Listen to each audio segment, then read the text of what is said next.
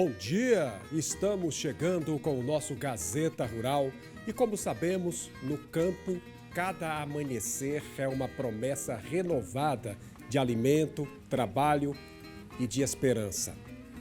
O frango que agrega valor no campo.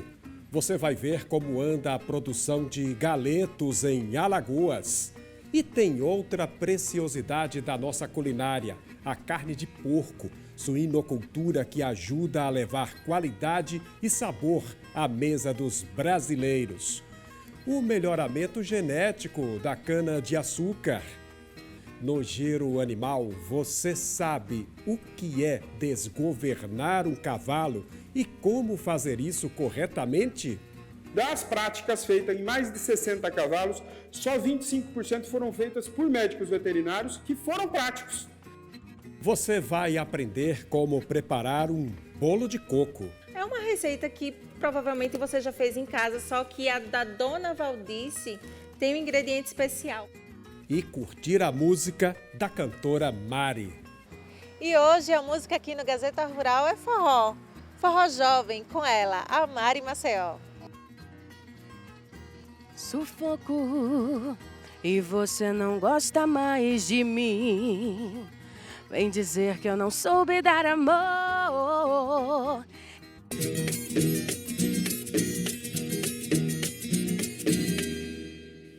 A maior parte das variedades de cana-de-açúcar plantadas nas lavouras de diversos estados brasileiros é resultado da pesquisa da Ridesa, a rede interuniversitária para o desenvolvimento do setor sucroenergético.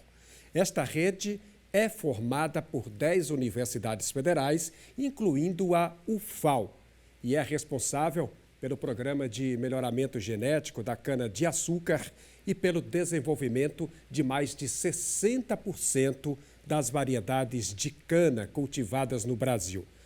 Nós fomos conhecer um pouco do trabalho da Ridesa e mostramos agora para você.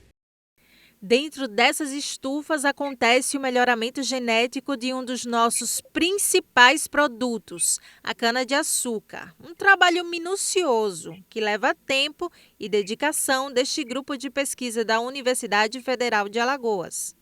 As 3 variedades de UFAL, elas apresentam, todas elas, alta produtividade agrícola, tá?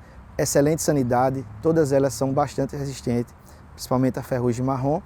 E a 991532 e a RB 0764, elas apresentam uma excelente resistência à ferrugem alaranjada.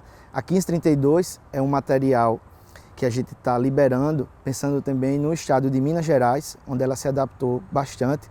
E a RB 0764 e a RB 07814, variedades para aqui o setor sucroenergético alagoano.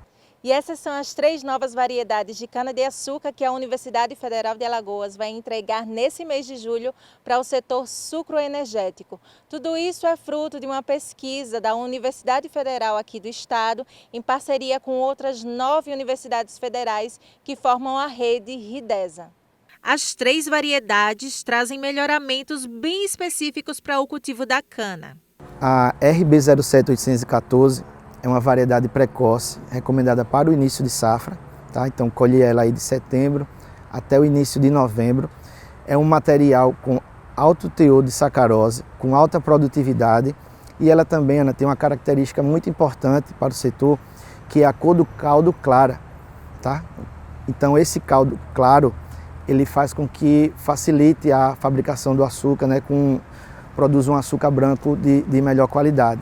A RB 991532, ela tem um perfil ereto, tem uma excelente brotação de socaria, é um material que se adapta muito bem à colheita mecanizada e com alta produtividade agrícola. A RB 0764 é um material que está sendo uma das mais plantadas aqui do estado de Alagoas. Hoje ela é a 3ª mais plantada do estado. É um material que a gente está recomendando principalmente para os melhores ambientes. É um material com alta produtividade agrícola, com uma boa resistência às ferrugens marrom e alaranjada, tá? Se adapta muito bem também à colheita mecanizada e tem boas respostas na brotação de socaria. A Rede Universitária para o Desenvolvimento do Setor Sucroenergético existe desde 1990 e já produziu 115 variedades através de melhoramento genético ao longo desses 36 anos de pesquisa. A UFAL tem uma função importante dentro desse grupo. A UFAL ela tem um papel importantíssimo e estratégico dentro da Ridesa, tá? Porque ela fornece as sementes botânicas, que nós chamamos de cariópsis, do qual nós enviamos para todas as universidades para produzir as suas variedades. É lá enviamos para São Paulo, enviamos para o Rio de Janeiro, enviamos para Minas Gerais, para todas as universidades que fazem parte da Ridesa, nós enviamos as sementes botânicas e todos esses programas, essas universidades vão desenvolver as suas sementes que são desenvolvidas na Estação de Floração e Cruzamento Serra do Ouro, que é gerenciado pelo SECA-UFAL. Essas novas variedades foram entregues aos beneficiários nessa última semana, dentro do Simpósio da Agroindústria da Cana-de-Açúcar de Alagoas. Além de colaborar com as universidades da Ridesa e as usinas que patrocinam as pesquisas, a UFAL também fornece sementes para 8 países das Américas Central e do Norte. Para você ter ideia, mais de 90% das variedades cultivadas aqui no estado são da sigla RB, com a grande participação das variedades aqui da UFAL. E a área de plantio, ela já tem 95%, né, dos materiais da sigla RB, constando aí no censo varietal na safra 25-26, essa última safra. Então é uma contribuição assim, fantástica, principalmente quando se trata de parceria público-privada. Então a universidade ela tem um papel importantíssimo, né, tanto para o setor sucroenergético alagoano, como também para a formação de recursos humanos, que é também um dos nossos principais focos, que é a formação, né, de excelentes profissionais para toda a cadeia produtiva da cana-de-açúcar de Alagoas, do Nordeste e do Brasil.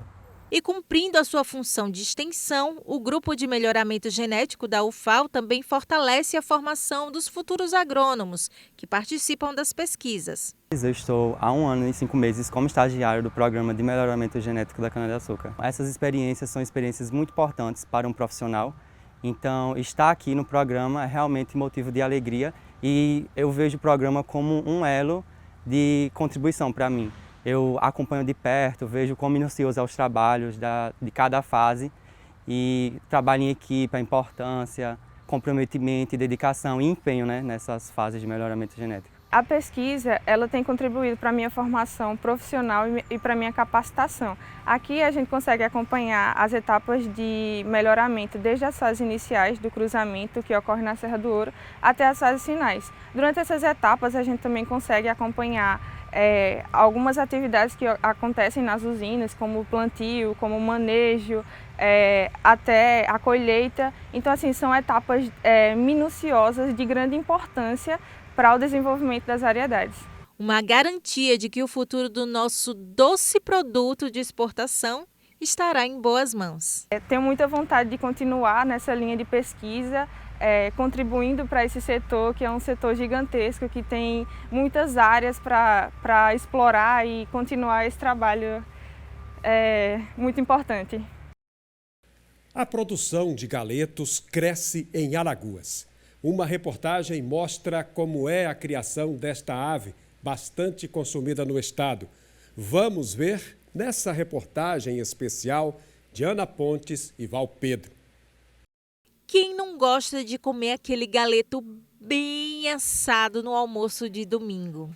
Esse, que é um hábito muito forte em Alagoas, acabou atraindo investidores desse ramo aqui para o estado. A criação a gente começou aqui, o nosso processo, em torno de aproximadamente 15 anos atrás, quando nós chegamos aqui e vimos uma demanda, uma oportunidade no estado para desenvolver a avicultura como um todo, né? Não só a parte produtiva, também como comercial aqui, e iniciamos desde então com a parceria com os integrados, no sistema de integração. Então há quase 15 anos estamos produzindo aqui em Alagoas frangos de corte, assim como também galinhas poedeiras, né, para a produção de ovos e de codorna também.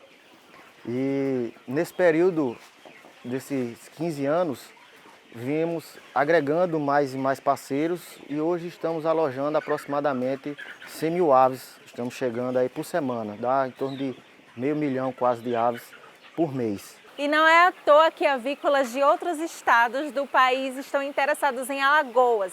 Segundo o IBGE, em 2024 foram registradas quase 5 milhões de cabeças do animal aqui em Alagoas. E olha, a gente consome bastante, viu? Tanto nos cortes de frango para fazer a tradicional canja de galinha, para comer ovos e em especial para o nosso galeto de domingo sagrado que não pode faltar. Ainda segundo o IBGE, em 2024, Alagoas produziu mais de 31 milhões de dúzias de ovos de galinha, superando mais de 178 milhões de reais. Essa renda foi puxada pelos municípios de Arapiraca, União dos Palmares, São Sebastião e Penedo. Aqui nessa granja, que fica na zona rural de São Sebastião, a produção é levada bastante a sério. Os pintinhos são cuidados nos primeiros dias de vida em outro ambiente menor e mais aquecido.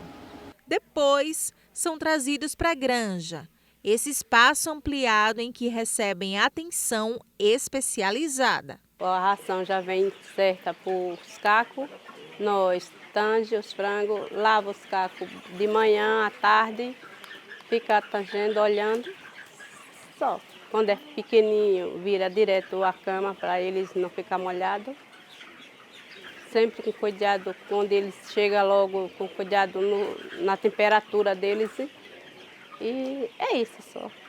Você amanhece de manhã, aí vai lavar os bebedouros, depois vai rodar os cacos e passa depois, tem que passar remédio, passa uma bomba de remédio neles. Diariamente é 3, 4 bombas por dia. E assim, o mais cuidado é quando chega novinho, que tem a temperatura, que seja ideal, certinho, porque senão complica. Mas o resto, quando começa depois de 15 dias, é tranquilo. São cerca de 300 frangos, tanto para corte quanto para aqueles que são destinados especificamente para os galetos. E aquela dúvida que todo mundo tem: o frango que a gente compra no mercado é o mesmo assado e vendido nas galeterias? A criação é idêntica. O que é que muda? A idade de retirada dessas aves. O galeto, ele vai sair de 30, 35, 36 dias. Por quê? Porque nessa idade, seguindo a tabela e o desenvolvimento zootécnico da ave, ela vai chegar no peso ideal que são para as galeterias. Aquele galetinho que você vai comprar lá na galeteria, que ele vai ter ali 1,2 kg, 1,3 kg, 1,4 kg. Existem várias faixas de peso onde comercialmente cada estabelecimento trabalha. E daqui da granja a gente leva para o frigorífico e é feita essa seleção lá. O que é a seleção? Ele sai daqui, por ser biológico, o peso é variável, né? Vai dar ali em torno de 1,5 kg a 1,8 kg, até 2 kg. Ele vai para lá como galeto, tem um abate específico, no cronograma, né? No esquema de abate específico. E ao ser realizado o processo, ele é separado por tamanho para padronizar as caixas. Então, deu os 35 dias, até 35 é retirado o galeto. O que ficar na granja, ou se a granja for específica para galeto, na verdade, sai tudo. Caso não, o que restar vai até 45, 42, 50 dias, que é onde vai chegar a 2,8 kg, 3 kg, que esse sim vai destinado para corte. Então, a diferença é o tempo de retirada da ave e o desenvolvimento. O lote em si, ele já vem com a proteção maternal. Então, quando esses pintinhos chegam na granja, né, os ovos chegam no incubatório, ele já recebe uma dose dessa vacina, dessa transferência maternal para a progênie. E aí, no próprio incubatório, ele já recebe a vacinação específica, né, que são, autorizadas pelo Ministério da Agricultura.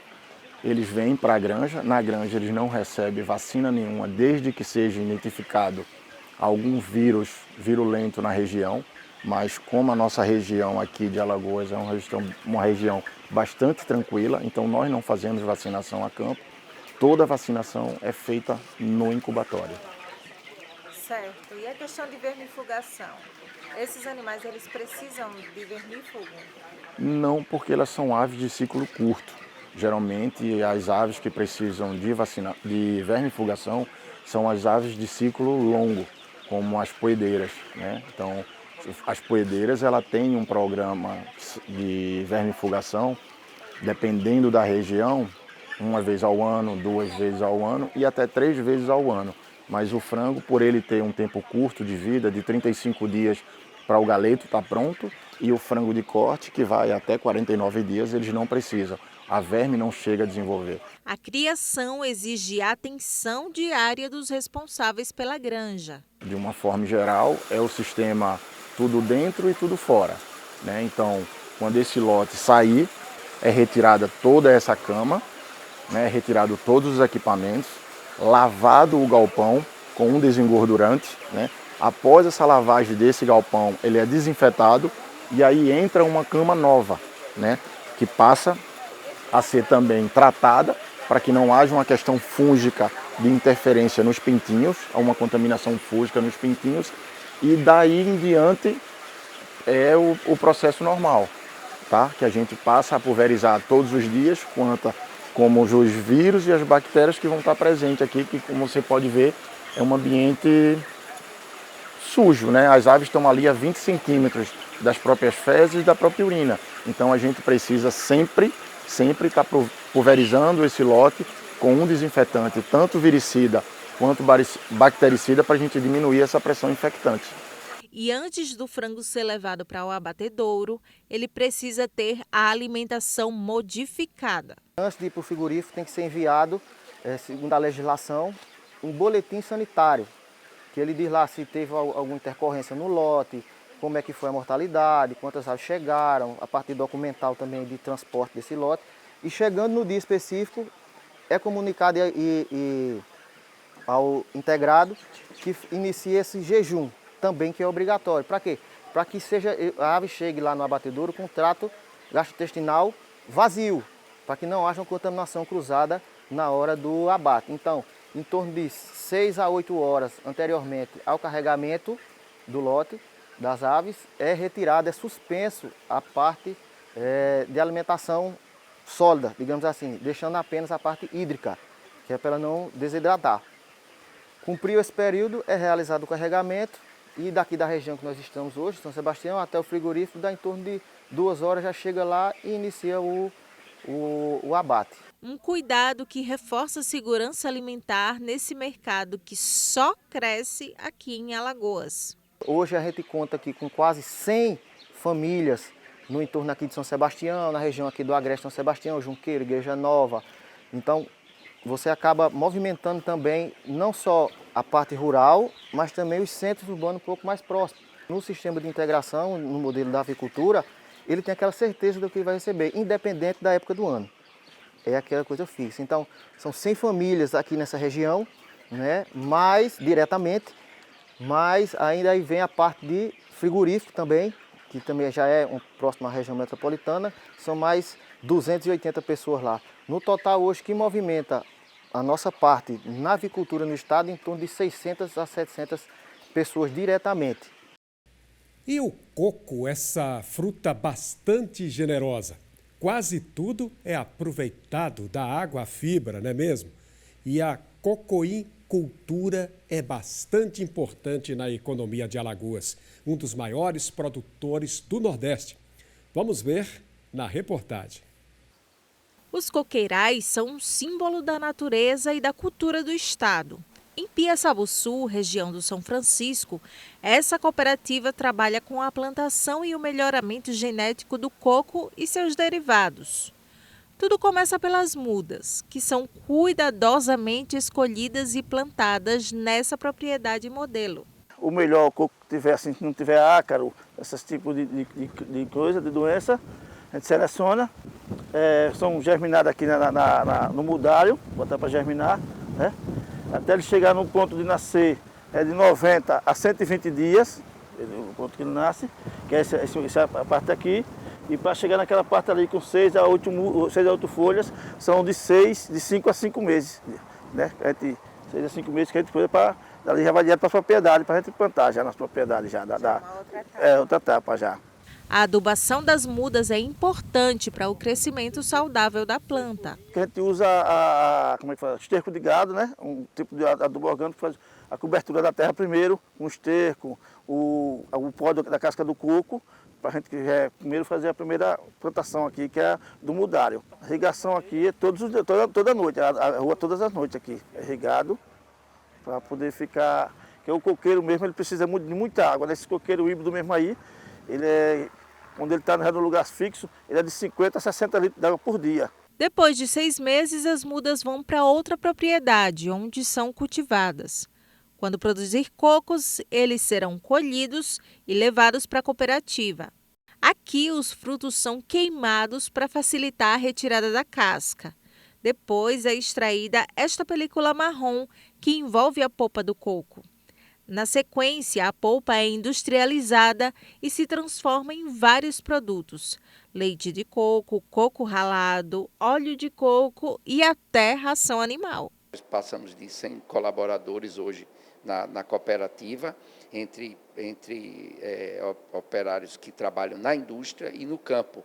Então, o incentivo para um econômico, principalmente para um pequeno município como Piaçaba-Sul, é extremamente relevante, né? Porque traz renda e distribuição de renda quando a gente tem o produtor e o funcionário trabalhando e essa fábrica sem parar. Hoje a gente consegue processar aqui em torno de 9 toneladas de coco por dia, né? E não atendemos as demandas que o mercado pede. Entendeu? Então, é um produto que existe procura.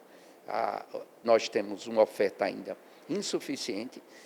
Tem fases aqui no ano que a gente é obrigado, para dar continuidade na fábrica, precisa trazer de outros estados, como Sergipe, Rio Grande do Norte, Bahia, então, para poder atender a nossa demanda de mercado.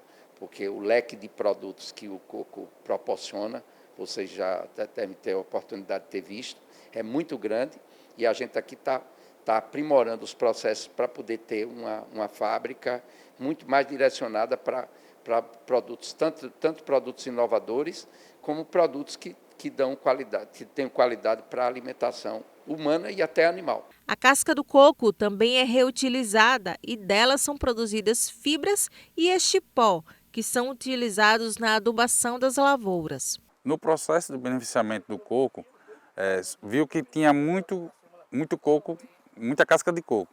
E aí o Antonino, junto com os diretores e a base técnica, a gente achou melhor reaproveitar esse beneficiamento, pegando essa casca, passando numa máquina e fazendo a fibra, que é essa daqui que a gente está vendo.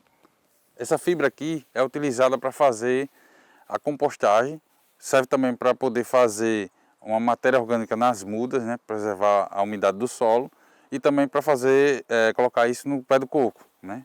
Quando a gente vai fazer adubação, tudo para reter a umidade. E tem um outro produto que vocês também fazem com a casca do coco, que é o pó, não é isso? Explica pra gente como é que é feito. O pó ele já é uma parte mais fininha, né? E esse pó a gente pega ele e faz misturando com esterco ou então mandando para outra empresa que a gente é parceiro nosso, e faz outros produtos aí, tapete, faz substrato, faz carvão. Ele tem vários produtos. Então, quer dizer, o produto do coco hoje ele tem uma variedade de subprodutos bastante grande. A cultura do coco é fundamental para a economia do estado. Segundo o IBGE, Alagoas possui quase 22 mil hectares de áreas plantadas com coqueiros. E o cultivo da planta ocorre principalmente no litoral. Mas aqui em Alagoas, nós tivemos a felicidade de ter uma indústria pujante que puxou praticamente todo o processo de desenvolvimento da cultura no estado.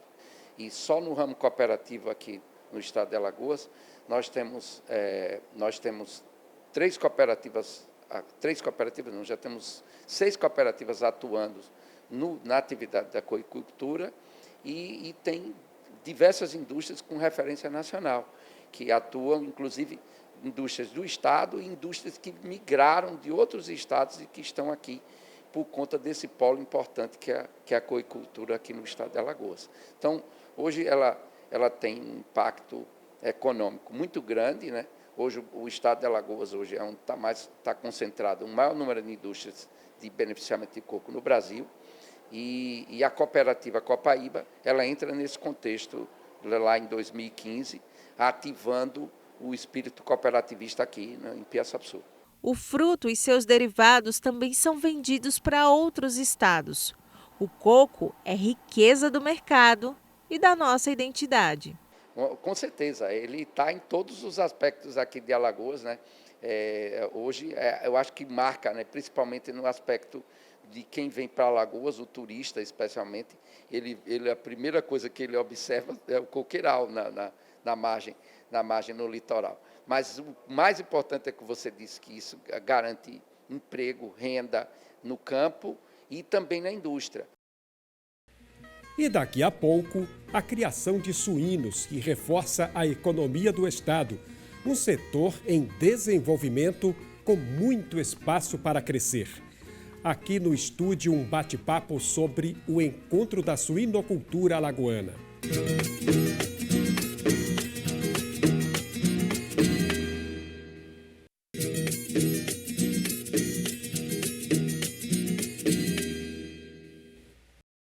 Uma das atividades rurais mais populares no país é a criação de porcos. E quando a gente fala sobre esta prática, é comum imaginar uma pocilga no fundo de uma propriedade. Mas a suinocultura vem se desenvolvendo e hoje a realidade do setor é bem diferente. Vamos ver na reportagem. Nesta granja, no município de Satuba, o manejo dos animais é levado muito a sério. É o que explica o criador Hermógenes, que está no ramo há cerca de 4 anos. No princípio, a gente adquiriu animais de engorda para engordar e depois abater, vender para a comunidade. Mas tomamos gosto e começamos a trazer animais com genética do Paraná, né, das principais granjas que a gente tem no Brasil. E a gente trouxe esses animais para aqui e a gente começou a fazer a reprodução, ou seja, multiplicar essa genética. Porque a gente tinha essa dificuldade em encontrar animais bons, animais aptos a serem de reprodução, né, animais para reprodução. Os suínos são criados para reprodução e venda. E todo o processo de vida dos animais passa por essas baias. Desde o nascimento, existem as baias específicas até pelo menos os primeiros 40 dias de vida. Aos 6 meses, eles já são considerados adultos e aos 8 estão prontos para a reprodução, a chamada monta, que acontece nesse espaço fora da granja. A gente adquire uma matriz, ou você, né, que vai adquirir uma matriz com a gente, você vai adquirir uma matriz em torno de 6 meses de vida. Essa matriz ela vai passar por um período de adaptação na granja até o 8º ao 10º mês, e a partir daí a gente vai preparar essa matriz para receber a cobertura do macho. Ela vai ter que ter aí com mais ou menos 100 quilos, né, de 100 a 120 quilos, e entre 8 a 12 meses de vida. E a partir daí a gente faz o cruzamento. A gente espera um período de 112 dias, entre 112 e 114 dias para o nascimento. Como toda gestação, existe a literatura veterinária diz que pode ser 2 dias antes ou 2 dias depois. O mercado para a criação de suínos está bem aquecido em Alagoas. A procura é boa, não é uma procura ruim, tá? Principalmente nesse segmento que a gente optou em seguir, que é um animal de qualidade, é um animal de genética, é um animal que a gente trouxe de fora para reproduzir aqui, tá? E vender esses animais para o estado de Alagoas, Pernambuco, Paraíba, Ceará. Então a gente produz aqui animais de algumas raças que têm essa deficiência no Nordeste. Muitas granjas que estão iniciando nos procuram, né, para adquirir matrizes e reprodutores, para iniciar esse ciclo de reprodução e entrar no mercado. É onde a gente orienta, né, em todo o percurso que ele vai ter para ser bem sucedido. Inclusive na parte de ração, de núcleo, de animais, tem todo o suporte. A suinocultura segue em expansão aqui no estado. Segundo o IBGE, em 2024, foram registradas mais de 166 mil cabeças do animal aqui em Alagoas. Só que para esse negócio dar certo, é preciso muito cuidado e atenção. A boa alimentação aliada à vermifugação são muito importantes para manter a saúde desses animais. A gente aqui possui na granja 4 tipos de ração. São 4 tipos de ração. Existe uma ração do início, uma ração pré-inicial, que é uma ração com mais ou menos entre 20% e 22% de proteína, e com um núcleo específico para essa faixa etária.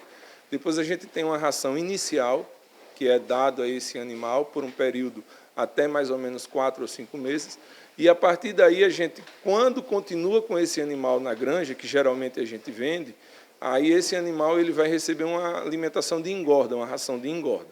E na parte de reprodução é uma ração voltada à reprodução.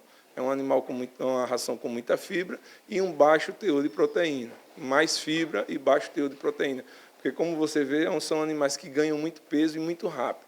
E a gente precisa manter um score corporal nesses animais para que eles possam ter uma gestação saudável, para que eles possam ter um parto também perfeito, que não coloquem em risco a vida deles, E para que os suínos fiquem protegidos, eles seguem um calendário de vacinas rigoroso, do nascimento até a reprodução. Os leitões eles recebem essa vacina ao 21º dia e ao 45º dia recebem uma vacina. Essa vacina é uma polivacina, vamos assim falar. E os animais adultos, a mãe, antes do parto, recebe essa mesma vacina, porque ela já passa essa vacina para o leitão, então o leitão já nasce vacinado, e ela recebe também, a mãe, uma vacina que a gente chama da vacina gestacional, que é uma vacina, eu não sei se eu posso dizer o nome, mas ela abrange vários tipos de doença, da parte suína, inclusive uma enfermidade que essa vacina age para prevenir a questão dos leitões que vão nascer mortos, os natimortos, que a gente chama dos leitões mumificados. E quando se trata em criação de porcos, a gente pensa logo em um ambiente sujo. A grande sacada para quem quer criar suínos é investir em um espaço limpo e seco. A gente precisa desmistificar isso, Muita gente hoje não adere ao consumo da carne suína porque tem nessa lembrança. Quando fala em porco, quando fala em suíno, vem à cabeça, vem à mente aquela imagem daquela pocilga com lama, com isso, com aquilo outro. Mas a gente tem 3 tipos de criação, Tem a criação do porco, tem a criação do suíno.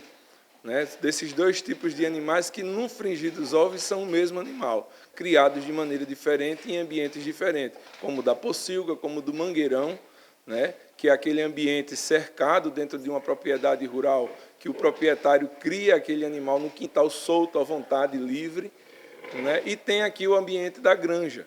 E para nós, comercialmente falando, é um investimento alto, mas gera uma praticidade no dia a dia, no manejo. O Hermógenes tem mais algumas informações valiosas para o criador que está começando agora. O sucesso na criação é certo quando a boa genética, o manejo e a alimentação são de qualidade em todo o processo. Que a principal dica que eu dou é iniciar com animais de engorda. Compra animal para engordar, aprende com esses animais, vê o que é o dia a dia da suinocultura e depois começa a fazer um investimento em animais para reprodução. Não começa logo com animal para reprodução, porque é um investimento maior e é um cuidado maior que você tem que ter. A gente precisa de um cuidado técnico, a gente precisa de um cuidado sanitário, a gente precisa ter responsabilidade justamente nesses leitões que vão nascer, na destinação dos dejetos e na saúde e tudo. Então, assim, o principal conselho que eu dou é esse. E o segundo conselho é procurar animais de boa qualidade. Não é porque a gente é dono de granja, não é porque nós produzimos, mas é isso que a gente foca. Todo mundo erra. E no início a gente pecou, né, por não ter procurado animais de boa qualidade, mas depois a gente aprendeu com o nosso erro e não quer que você erre também. Procurar animais de boa qualidade, de boa genética, focar, né, ver qual é a raça que você quer criar, ver qual é o animal que você quer criar, procurar uma boa genética e reproduzir, e tenho certeza que vai dar certo. E se você é criador ou se interessa pelo tema, vem aí o maior encontro da suinocultura alagoana. Aqui no estúdio, a zootecnista Tamires Valeriano, idealizadora e organizadora do evento. Bom dia, Tamires. Seja muito bem-vinda ao nosso Gazeta Rural. Bom dia, Amori. Bom dia a todos que estão em casa. É um prazer estar aqui para a gente divulgar esse maior evento que tem aqui no estado de Alagoas voltado à cadeia da suinocultura. E para começar, quando e onde essa semana vai acontecer esse encontro? O evento ele vai acontecer na próxima quinta-feira, dia 23 de julho, em Porto Real do Colégio. Lá a gente já teve alguns cursos voltados à suinocultura de capacitação e ano passado foi um pedido dos próprios produtores para levar esse evento para lá, justamente para dar visibilidade à cadeia, para levar mais informação, né, e fomentar aí a suinocultura em nosso estado. Porto Real do Colégio tem tradição nessa cultura de criação de suínos? Vem crescendo bastante, né? Eu comecei a ir para lá ano passado, através desses cursos de capacitação, e lá os criadores eles já estão se atentando, e inclusive tem jovens entrando na cadeia da suinocultura para dar continuidade, né? Então é uma cadeia que é antiga, que já vem se consolidando lá no município, né? E que os jovens, isso aí me abriu assim os olhos, que os jovens estão interessados para dar continuidade à criação dos seus avós, dos seus pais, né? Isso é muito interessante. Que maravilha. Inclusive a gente falou na reportagem de que é uma tradição bem antiga e nós sabemos disso. Os meus pais, por exemplo, criavam porcos, mas naquele modelo bem tradicional. Creio que na sua origem também você vem de família?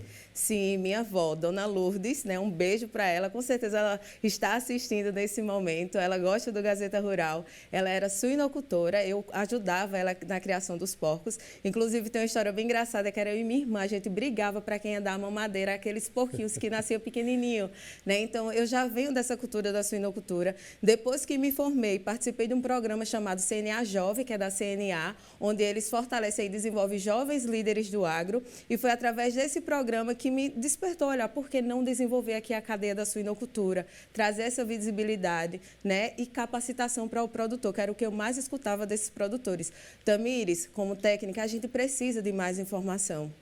Hoje, como é que está o mercado no estado de Alagoas? Tem crescido, tem espaço para crescer mais? Ainda é pequeno, né? Pouco diante do potencial que tem a carne suína, né?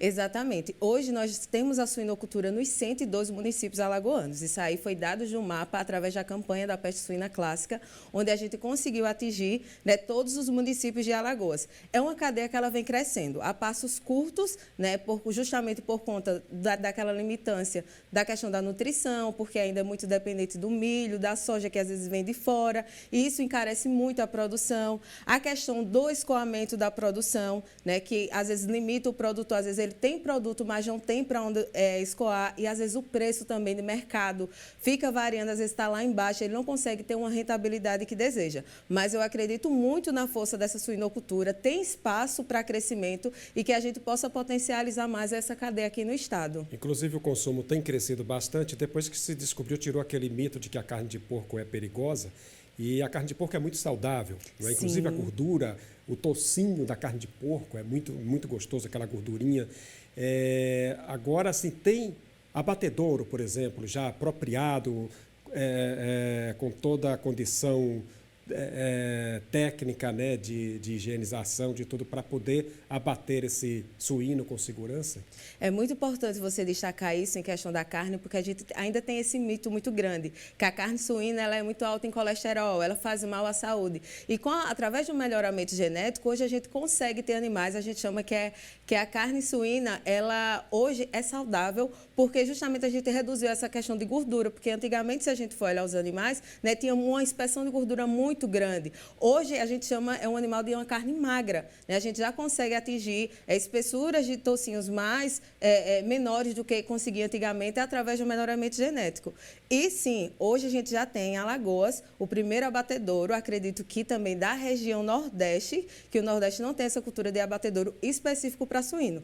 Ele está localizado lá no município de São Brás e que logo, logo vai estar abatendo, né, suínos e demandando, né? Queira que não, hoje já tem essa demanda de suínos para que possa estar mandando aí para esse abatedouro. Olha aí uma novidade, né? Que é bem também interessante a gente dizer para o nosso telespectador que fique atento, né? A questão do abate da carne de porco. Não pode ser um abate clandestino feito de qualquer jeito. E tem que ter o criador muito cuidado com a higienização e, que nem você mesmo já disse, com a alimentação dos porcos, né? Com a alimentação, com a higienização, vacinar, fazer o protocolo vacinal, que isso é muito importante, que a gente sabe que tem as doenças zoonóticas, que é transmissível do animal para o ser humano. Então, quando você trabalha com protocolo vacinal, com o manejo nutricional, com toda a parte sanitária, você está entregando o produto de qualidade para que chegue na mesa do consumidor. Hoje, esse consumo ele vem aumentando a nível do Brasil, a nível de Alagoas também, mas a gente precisa ter cuidado com essas práticas de bem-estar e todo o manejo nutricional desse animal. O que é que vai ser discutido, o que é que vai ter nesse encontro na quinta-feira? Então, a gente vai discutir um pouquinho sobre a nutrição, né, como o manejo nutricional da matriz influencia nos leitões, né, que você precisa ter leitões de boa qualidade para você conseguir vender. A gente vai ter presença da ADA, onde vai falar como esse produtor ele pode estar se cadastrando, porque para comercializar você tem que estar regularizado. A gente vai ter palestra também falando sobre melhoramento genético, como escolher um bom reprodutor, né? Não adianta o produtor, quero começar a criação e começar a comprar qualquer genética, não. Como é que você escolhe o reprodutor para começar a sua instalação ou melhorar a sua instalação? Então, esses são temas que vão ser debatidos lá durante o terceiro Ensui. Ô, Tamires, e as pessoas que estejam agora nos assistindo, queiram participar, como é que elas fazem? Tem um telefone para contato, para se inscrever, como é? Nós temos o Instagram, que é @suinocultura-alagoana. Lá nós temos o link na bio, que você pode estar entrando lá e se inscrevendo. É @suinocultura-alagoana. Tamires, muito obrigado por sua participação aqui no nosso Gazeta Rural e pode reforçar aí, para encerrar o nosso bate-papo, reforçar o convite. Então, eu faço esse convite para você que é produtor, suinocultor aqui do estado de Alagoas, a participar do maior encontro da suinocultura alagoana, que vai acontecer em Porto Real do Colégio Alagoas, no dia 23 de julho, próxima quinta-feira. Então, você não pode perder. O suinocultor ele precisa estar atento e precisa estar antenado às tecnologias e o avanço da suinocultura aqui no estado de Alagoas. Muito obrigado, parabéns, Tamires, pela sua desenvoltura aqui, falar dos suínos e pelo seu envolvimento com esse processo produtivo. Bom dia. E chegou a hora do Giro Animal e hoje você vai entender o que é e como deve ser o procedimento correto para desgovernar um cavalo.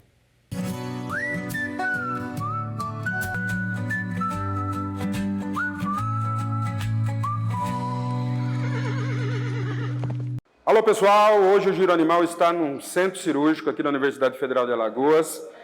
Vamos operar um cavalo. Mas o que eu quero falar para vocês é sobre o desgovernar. Eu cheguei há 20 anos, né, em Alagoas e no Nordeste existe uma cultura, na verdade é uma técnica cirúrgica cultural, regional, em que práticos e alguns veterinários fazem a flebotomia, ou seja, cortam o vaso, a veia ou a artéria, e pode cortar junto o nervo. Esse tal de desgovernar é uma técnica empírica que não funciona e não vai dar resultado para o seu cavalo. O que acontece é que ela é utilizada para animais com síndromes, com doenças crônicas. Normalmente essas doenças crônicas, elas pegam, nesse modelo anatômico biomodel, elas pegam normalmente essa região posterior do casco, né, com osso navicular, falanges e às vezes também nessa região do boleto, no sesamoide, metacarpo falângica.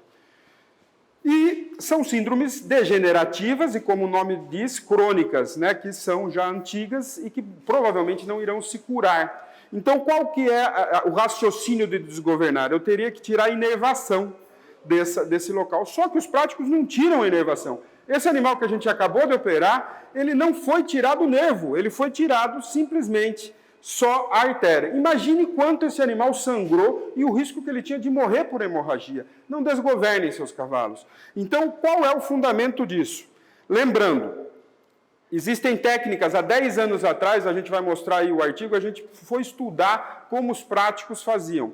Vimos que das práticas feitas em mais de 60 cavalos, só 25% foram feitas por médicos veterinários que foram práticos. Então vocês vejam que é uma atividade cultural cirúrgica e que o animal sofre demais, normalmente com anestesia incipiente, não funciona, o animal sofre, pode ter hemorragia, pode morrer. E como são essas técnicas? Ou eles cortam no meio o plexo, lembrando que onde tem nervo, aqui, entre esse tendão e esse ligamento, passa um plexo. Aqui nesse meio onde está meu dedo, passa então uma veia, uma artéria e um nervo. Eu posso tirar um nervo só, lembrando, isso é uma técnica para o animal não voltar para o esporte. Isso é para tirar dor, uma dor crônica, é paliativo, não é curativo. Quanto mais alto eu tiro o nervo, mais função motora ele tem. Ou seja, as técnicas podem ser feitas no meio da canela, né, que eles cortam e faz sangrar aqui, ou aqui em cima.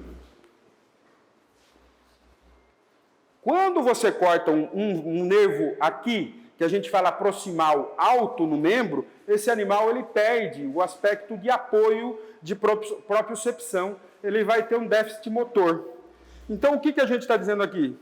Estamos aqui no centro cirúrgico, reoperando um animal que foi desgovernado, que está manco, sofreu muito e, além disso, hoje, com uma dor psicológica. Ele tem a percepção acometida da dor e a gente vai ter que trabalhar no cérebro para depois ir descendo e trabalhar novamente no problema no membro. Hoje o Giro Animal trouxe para vocês o que é desgovernar e que vocês nunca façam isso com o seu animal. Um grande abraço e até a próxima.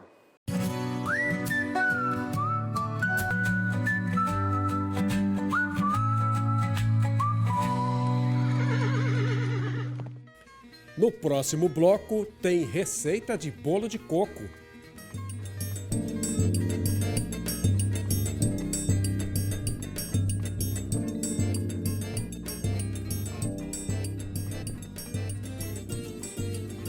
E a música da alagoana Mari.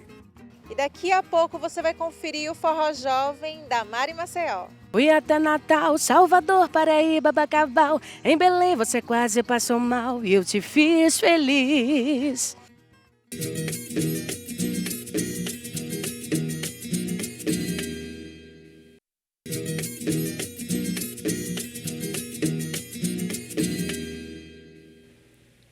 O campus do IFAL, em Piranhas, vai sediar entre segunda e quarta-feira o SEAGRO. A 6ª edição do evento reúne pesquisa, inovação e mercado, discutindo os novos caminhos para o agronegócio no semiárido.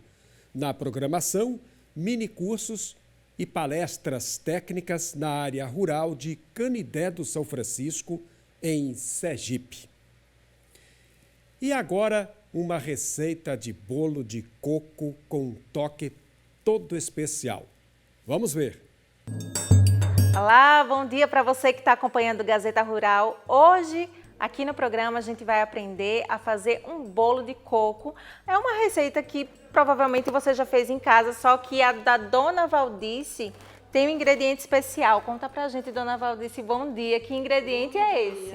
O ingrediente é o coco ralado e o leite de coco que vem da Copaíba, da cooperativa Copaíba. E isso faz todo o diferencial. Além do coco, principalmente o leite de coco, né? Isso já leite de coco, é. Então, vamos botar a mão na massa? Vamos. Conta pra gente, mostra pra gente quais são os ingredientes, o que a senhora costuma usar no bolo. Aqui vai 4 ovos.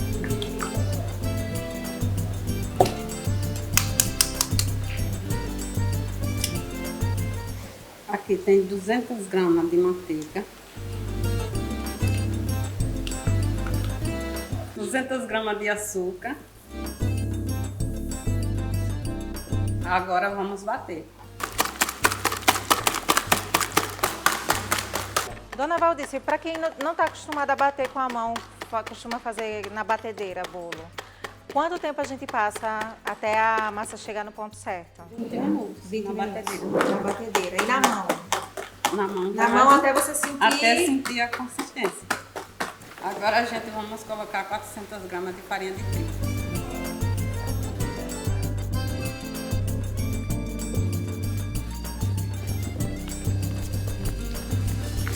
Agora vamos colocar o nosso famoso coco ralado, 200 gramas.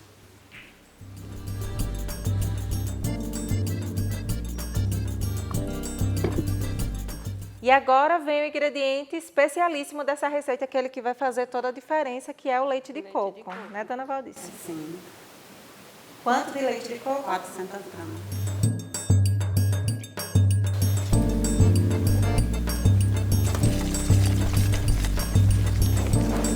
Para dar o sabor, colocar uma pitada de sal. E não pode faltar, né? Salzinho moderado, né, dona Valdice? Sim. E agora, fermento. 20 gramas de fermento. Porque o bolo é pesado, aí eu coloco 20 gramas. Agora vamos colocar na forma para levar ao forno. Não esquecendo de untar a forma antes, né? Sim. Para untar a forma, pode ser a maneira tradicional, com farinha de trigo, margarina? Sim, aqui foi um pedacinho desse jeito. Com a manteiga e a farinha de trigo. E levar ao forno.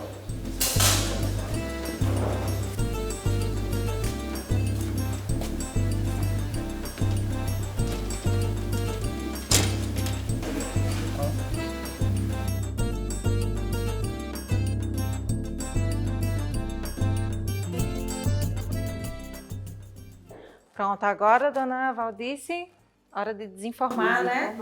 E fazer aquela prova dos 9. Sim. Se ficou bacana. Eu acredito que sim. Você vai provar. Vou, com certeza. Tenho certeza disso. Pronto, olha só que bonito. Dona Valdice, o leite de coco, ele faz alguma diferença para alguém que tem algum tipo de alergia com leite de vaca ou não? É só para dar o diferencial na receita? Certo.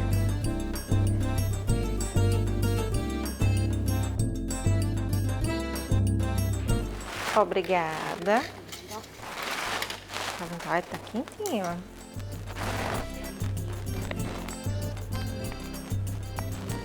Com licença, viu, dona Valdice? Vou provar primeiro que a senhora. Amorim, em sua homenagem, que adora provar uma receita, né? Em sua homenagem, tá aqui o bolo de coco. Não.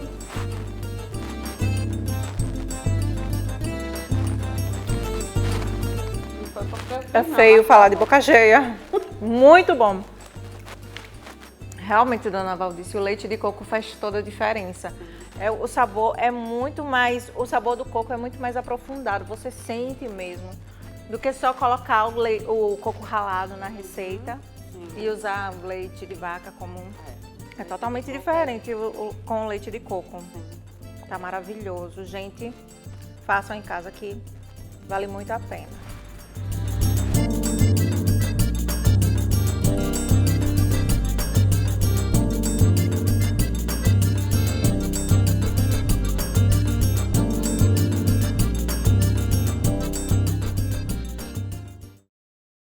O som de hoje é com a jovem Mari Maceió, uma cantora moderna, mas que conserva alguns estilos da tradicional música nordestina. Hoje aqui no Gazeta Rural a gente vai conhecer o trabalho dela, a Mari Maceió. Eu quero saber o que sinto por você, de onde vem tanto querer, nem eu mesma sei porquê, explicar essa paixão. Eu não sei dizer onde tudo começou, esse caso de amor, só sei que aconteceu.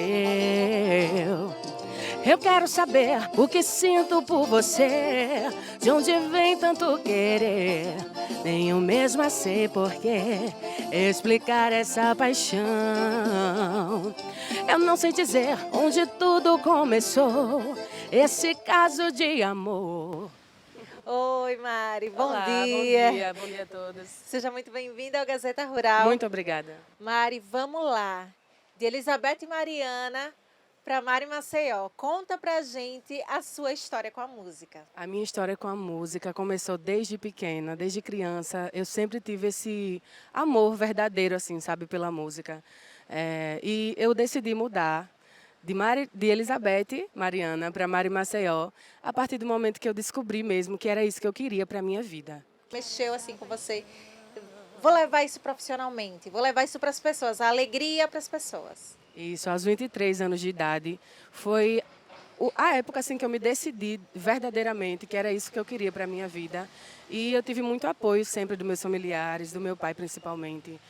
Apoio financeiro, né, que a gente sabe que para começar tem que ter estrutura, né, equipamento de som e tudo. Mas principalmente foi incentivo do meu pai e da minha família, né? Forrozinho das antigas. Fiz tudo por você, minha vida te entreguei, eu estou em tuas mãos. Meu amor, será que foi em vão? Os sonhos e planos pra nós dois diz que não vai mais, amor. Preciso ter você aqui comigo. Diz que não vai mais, amor. Meu coração vai ser só teu pra sempre. Diz que não vai mais. Tranque essa porta e vem. Eu te quero. Te amar me faz tão bem. Tranque essa porta e vem. Eu te quero. Te amar me faz tão bem. Você canta muito forró, mas você também canta outros ritmos, né? Eu canto sim, canto forró, forró das antigas, forró mais atual, brega, seresta. Geralmente é o que o pessoal curte bastante em festa assim, familiar, barzinho, né? Eu costumo fazer muito barzinho também. É o que o pessoal está curtindo ultimamente. E as suas inspirações musicais? Aquele cantor ou cantora que você ouvia, que deixou aquela vontade em você de se transformar numa cantora? Principalmente bandas, as bandas de forró, que são referência aqui no Brasil. Calcinha Preta é uma das minhas maiores inspirações, assim, como banda. Magníficos também, Desejo de Menina, são bandas, assim, inspirações para mim. O que é que você está planejando aí para sua carreira, para daqui a algum tempo? A gente pretende, como todos os cantores, né, expandir cada vez mais, que várias pessoas me conheçam, quem ainda não me conhece, passe a me conhecer como cantora, como profissional. E principalmente pelo amor que eu tenho à música, né? Porque eu acho assim, que é diferente quando uma pessoa faz porque precisa, porque por um hobby, e quando a gente realmente ama o que a gente faz, né? É bem diferente. A gente está aqui com o seu músico, seu tecladista, né? Seu pai. Conta pra gente como é que foi o incentivo dele aí na sua carreira. Foi um incentivo muito importante. Ele como meu pai, né, sempre me incentivou, sempre me colocou mesmo no caminho, assim, me dava dicas, me incentivou também financeiramente, né, que a gente sabe que é importante. Também essa parte da estrutura musical, dos equipamentos de som. Mas ele sempre estava ali do meu lado, segurando minha mão, sabe? Eu sou muito grata a ele e toda a minha família por todo o apoio de sempre. E a agenda da Mari, como é que tá? Conta pra gente. A agenda está aberta. Quero deixar meu número para contato com vocês, que é o 829-9992-3154. Quem quiser entrar em contato também pelo Instagram, que é o @MariMaceió, pode entrar em contato para a gente fechar shows, eventos, aniversários, barzinho também eu também faço, tá? E eu estou aguardando o contato de vocês. Obrigada, Mari, por ter aceito o nosso convite aqui do Gazeta Rural. Agradeço à TV Gazeta por essa oportunidade que vocês me deram, né? De estar levando aí o meu nome para nosso estado, para outras pessoas me conhecerem. Agradeço muito à TV Gazeta. A gente que agradece mais uma vez. Sucesso para você. E você, fica com mais um pouquinho de Mari Maceió. Vamos lá.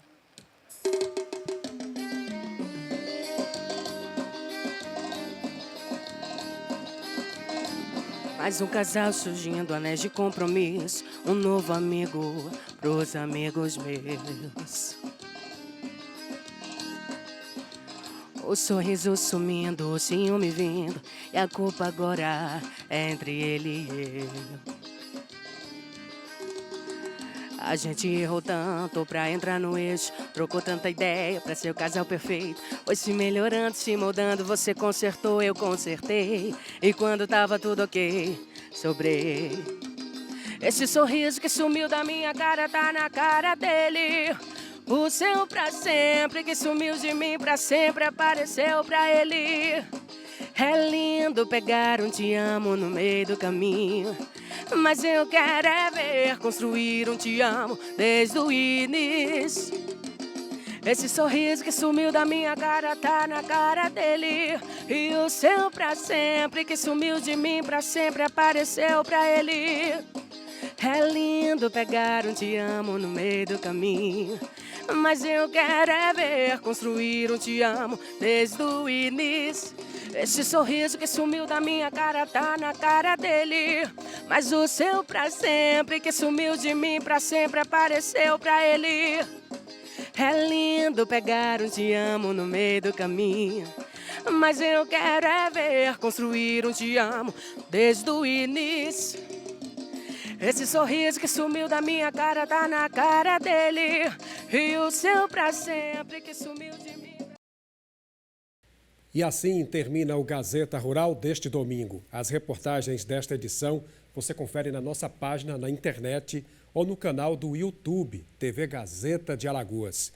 Participe do Gazeta Rural enviando sugestões para o nosso WhatsApp. O número é 829-9403-3588. Um ótimo início de semana e até o próximo domingo.